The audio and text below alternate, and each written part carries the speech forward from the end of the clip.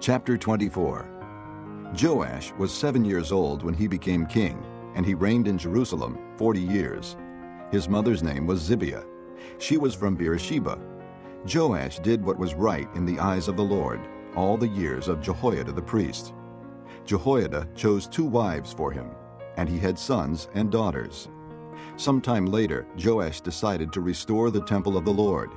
He called together the priests and Levites and said to them, "Go to the towns of Judah and collect the money due annually from all Israel to repair the temple of your God. Do it now." But the Levites did not act at once. Therefore the king summoned Jehoiada the chief priest and said to him, "Why haven't you required the Levites to bring in from Judah and Jerusalem the tax imposed by Moses, the servant of the Lord, and by the assembly of Israel for the tent of the testimony?"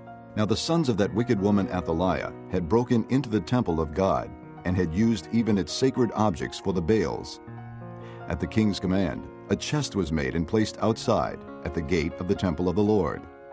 A proclamation was then issued in Judah and Jerusalem that they should bring to the Lord the tax that Moses the servant of God had required of Israel in the desert. All the officials and all the people brought their contributions gladly, dropping them into the chest until it was full.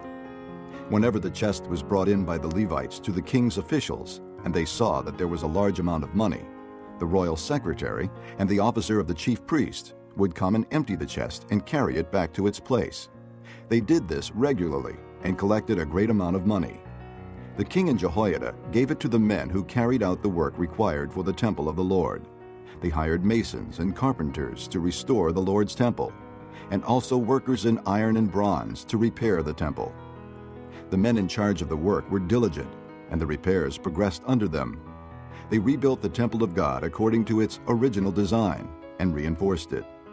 When they had finished, they brought the rest of the money to the king and Jehoiada, and with it were made articles for the Lord's temple, articles for the service and for the burnt offerings, and also dishes and other objects of gold and silver.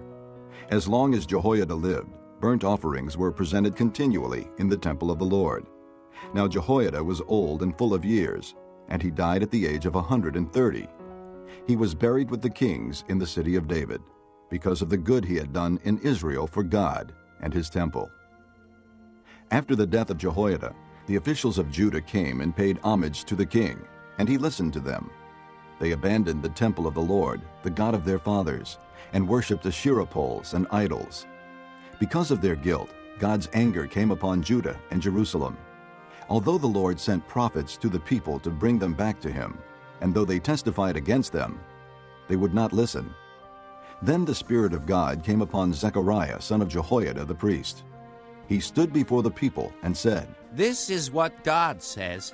Why do you disobey the Lord's commands? You will not prosper. Because you have forsaken the Lord, he has forsaken you." But they plotted against him, and by order of the king they stoned him to death in the courtyard of the Lord's temple.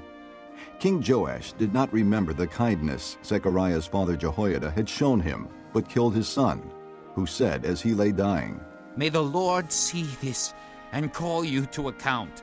At the turn of the year, the army of Aram marched against Joash. It invaded Judah and Jerusalem and killed all the leaders of the people. They sent all the plunder to their king in Damascus. Although the Aramean army had come with only a few men, the Lord delivered into their hands a much larger army. Because Judah had forsaken the Lord, the God of their fathers, judgment was executed on Joash. When the Arameans withdrew, they left Joash severely wounded.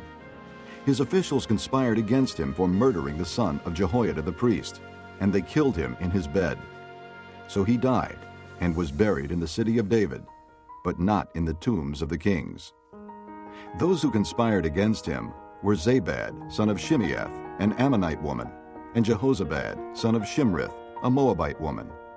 The account of his sons, the many prophecies about him, and the record of the restoration of the temple of God are written in the annotations on the book of the kings. And Amaziah, his son, succeeded him as king.